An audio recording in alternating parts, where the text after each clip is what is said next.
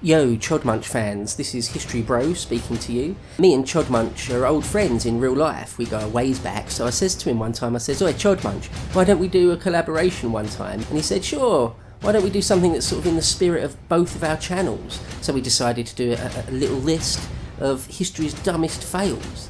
Okay, I hope you enjoy, here it goes. Okay, let me tell you the story of Count Emicho of the Rhineland.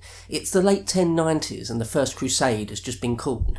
And while it takes months, maybe a year or two, for the great magnates of Europe, the great princes, the powers of Europe to get their armies together, there are in the meantime a few very zealous individuals who are ready to just rock and roll straight away. They've got tens of thousands of supporters, popular support, just normal men and women, that are ready to go to the Holy Land right away to reclaim it in the name of Christianity. Peter the Hermit is probably one of the most famous ones, but Count Emicho of the Rhineland had one small contingent of his followers who followed a goose, an actual goose that they thought was imbibed with the Holy Spirit and was divine in some way.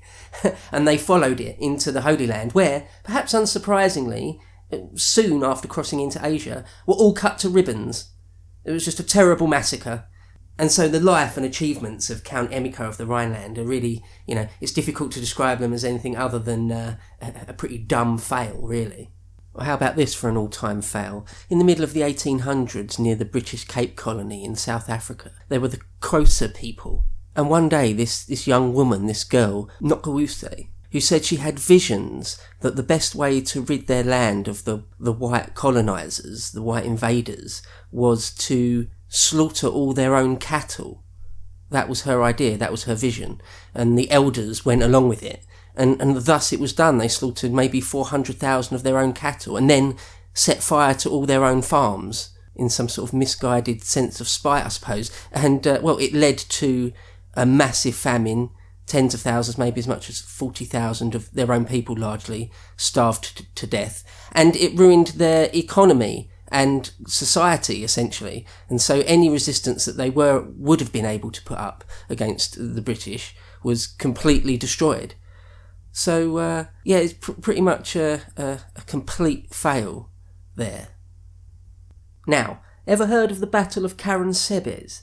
It's a great example, or a terrible example, depending on how you look at it, of friendly fire, of blue on blue, when a single army starts fighting itself, and even after perhaps it realises what's going on in the darkness and the confusion, doesn't stop, because men have died and there's pride on the line. Well, this is what happened. It was the late 1780s, and it was the Habsburg Austrian army versus the Ottoman Turks in sort of Central Europe. And the Habsburg army, their cavalry were out ahead, and they found some peasants who had loads of schnapps, loads of liquor, and so they got drunk on it, and then a small scuffle broke out between these cavalrymen and their infantry, and they were drunk and they were running back in the darkness, and the main body of the army thought they were being attacked by the Turks, and it turned into a full-scale retreat, and lots of men died, probably only a few hundred.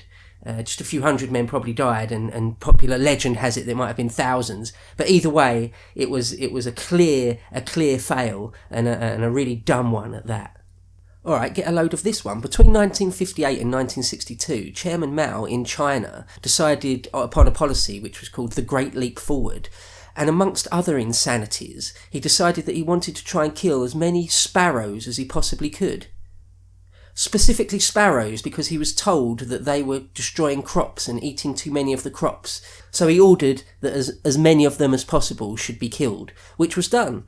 It meant the direct destruction of some fairly delicate food webs, and it only further contributed to the famines and to the horror within China, because of course without sparrows, all sorts of other pests will just run out of control, and that's exactly what happened. So, pretty bad, pretty dumb fail there, Mao.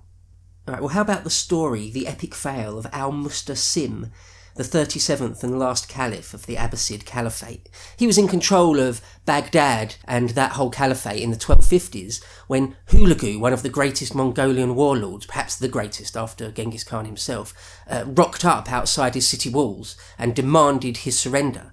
Now, Al-Mustasim's epic fail comes in the decisions he made. There's a letter that survives where Hulagu says, look, if you give up, your life will be saved, the life of your people will be saved, your city won't be destroyed, your caliphate won't be completely annihilated, all you've got to do is bend the knee, basically. But Al-Mustasim is too proud, I suppose, because he refuses to.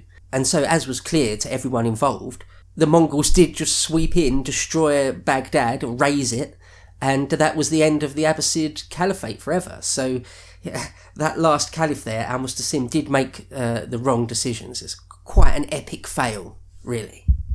In France, between World War I and World War II, they decided to build a giant line of defences along the border with Italy, all the way up along through the border with Luxembourg and Belgium. But the flaw in the plan was that this line wasn't one continuous stretch of bunkers and trenches and zeroed-in machine gun nests and artillery. It was in fact heavily defended in the places the French thought the Germans might come back, and lightly defended in the places they thought they would never be able to punch through.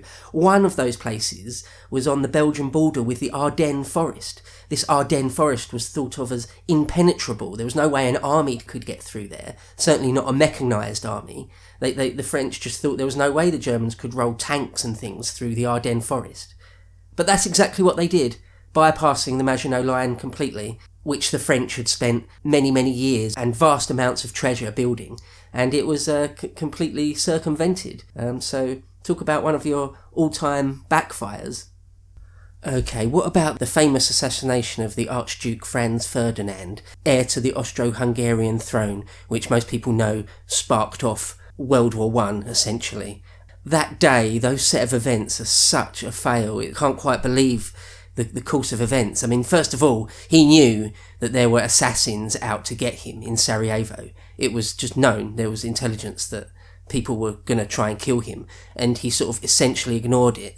And then on his formal procession through the city, he insisted on having an open-top car. He didn't necessarily have to have that open-top car, but he did. And earlier in the day, before he was killed, there was a failed assassination attempt a few hours before, where they tried to throw bombs at his car, and he'd been unscathed, but people around him, near him, it was a very close-run thing, they'd been injured, and they'd been taken to hospital. And instead of just leaving the scene, leaving the city, getting the hell out of Dodge, the Archduke insisted on visiting the people in the hospital. So staying around, which was another crazy risk, really. And then keeps driving around the city later in the afternoon, is still in the open-top car. And then the course of events just get almost farcical. His driver takes a wrong turn and gets a bit lost and doesn't know what to do, so decides he can turn around and do a 3-point turn. But in those massive old turn-of-the-century cars, doing a 3-point turn is not an easy thing. And so he just spends ages sort of faffing around in the street trying to turn around. And it just so happens, by a pure coincidence, that a whole nother assassin is just standing by, thinking that the day is over. And then suddenly, just in front of him, while he's buying a sandwich, he sees the Archduke's car. And so he just walked up to him and shot him, shot the Duke and his wife. And the rest is history. So just a set of failures there. Alright, how about this for a giant cock-up? In the late 1850s, in India, there was a giant rebellion, a huge insurrection against British rule, sometimes called the Sepoy Rebellion. And in reality, there were a plethora of political reasons, socio and economic reasons, for this giant rebellion, which ended up engulfing huge swathes of India.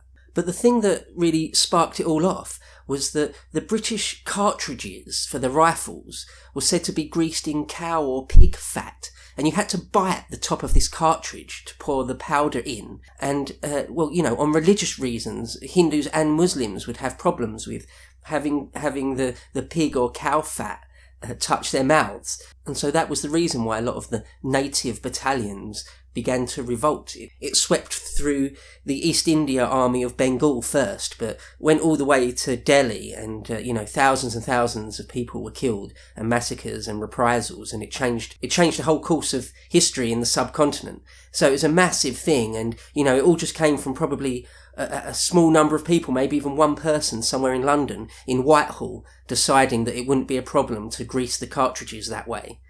Terrible decision, terrible, so dumb. Okie dokie Cringemunch fans, I hope you found that interesting and or entertaining. If you haven't already, do subscribe to Cringemunch. And if you like the cut of my jib, why not consider clicking on the link in the description, heading over there and maybe chucking me a subscription as well. Alright, until next time, take care. Bye bye.